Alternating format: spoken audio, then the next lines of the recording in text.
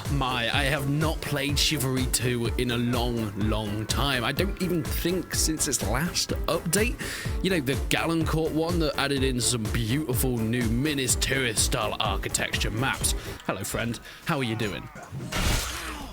Despite this, Chivalry 2 has changed quite a bit.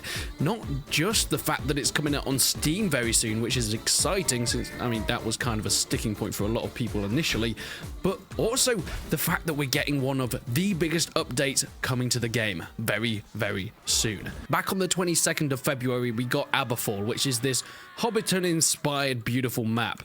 I will pick up one of you, thank you very much. Whilst it was pretty popular and the people that played it seemed to enjoy it, there wasn't all that much hype surrounding it. Maybe part of that was just due to the fact that Chivalry 2 isn't quite as big as it was on launch, quite expectedly so. Help me, help me, help me, help me, help me, help me, help me, help me, help me, help me, help me. Come on lads, defend the tower. Stop the big guy in the big suit of armor trying to be scary. Yes, team damage. That's all we need. That's all we need right now. Chop his arm off. Oh my god. So on the 12th of June, Chivalry is bringing in its biggest update in a long time. It is based around the introduction of cavalry within the game. Yes, you heard me right. Along with other things like new maps, there is a lot coming to the new Chivalry 2 update. Whoa, there's bees. There's bees. Not the bees. Please, not the bees. Hello, friend. Bee. Jesus. Chivalry 2, well, the developers Torn Banner, on their YouTube channel a few weeks ago showed off some of this horse gameplay. From what I can see at the moment, it looks very similar to what we got in Mordhau, although I'm hoping it's not quite as overpowered as that game.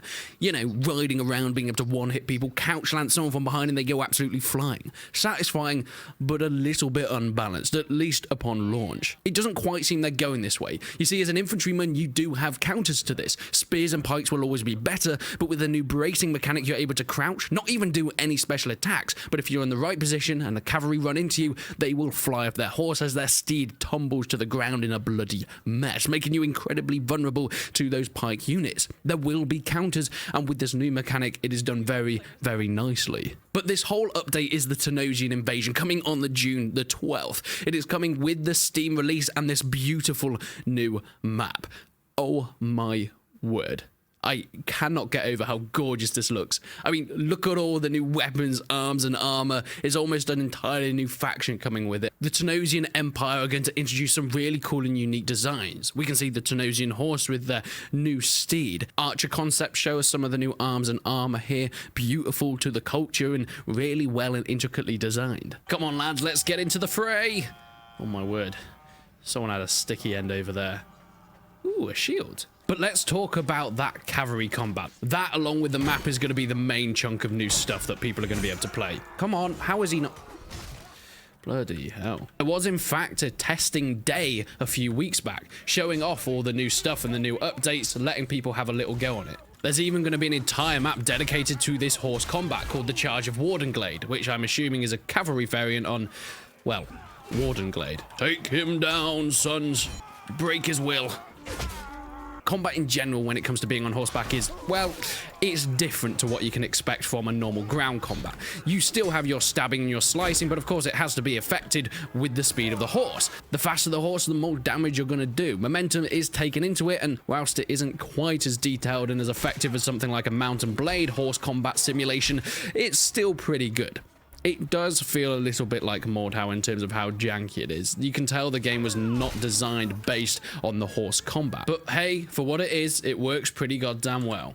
I think Chivalry 2 still has a solid player base, definitely. There's still a lot there to do, and there's still a lot of people that love the game and have their hands still firmly dipped into the basket. Oh, they're coming up on their ships. Take them down, boys. Take them down. Swap weapon, you fool. Okay, just punt him with the spot. But my god, does this game look good.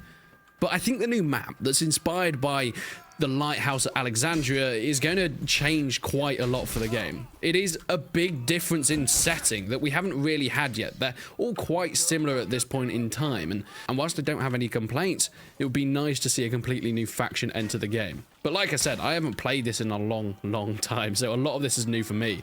Especially the fact that they're stealing our piggies. Get off my pig! Get off my... Stop him from stealing our pigs!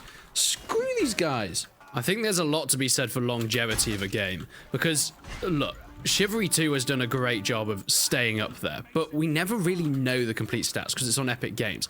I think putting it on Steam is going to reveal a lot, see how active the fan base still is. Of course, it's nothing like it was initially, and there's still a lot of work that needs to be done on it, but they did say last year that they're going to bring us almost double the content for no extra money. Which it looks like they're doing. And that, well, that's something I really cannot fault Torn Banner on. Mate, can I have my axe back? I'd put it in your... Ooh, have that. Oh, Jesus. What about this? Oh, God. I think at this point, Chivalry 2 is a worthy successor to the first one. It was such a popular game when it released back in 2012, and it was always that doubt whether they could come back and do something big enough or even live up to the majesty that was Chivalry Medieval Warfare. Many people don't remember that it started as a Half-Life mod. It was in that era where Half-Life mods were being made into standalone titles. So it's mad that they've managed to make such a big budget game out of it. Come on. Kick the guy. Yes. Whew. This is my bridge. I hope this isn't Stamford Bridge. Oh, God. You can try, but you will fail. Oh, you even missed that one. Go on, try again. Oh, God. I'm just too dodgy for you. Oh, God. Oh, how many... He's got Henderson. Oh, no. Oh, God. Oh, God. That gets my head. Despite what you thought about Chivalry 2 at launch, it is no secret that they have done a fantastic job to keep the fan base alive and to keep content coming in really, really positively, for no extra cost as well. And whilst it has been on the Epic launcher, which many people disagreed with at the time, now it's coming to Steam. Will other people start to pick it up? Is there still that community there? People that still want to buy the game that haven't already? I think they'll probably do pretty well on Steam, but I'm not sure it's going to be quite as big as the first game ever was. There just doesn't seem to be that community still around.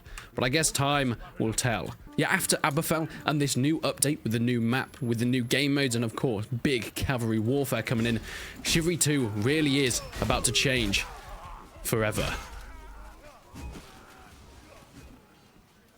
That really hurt.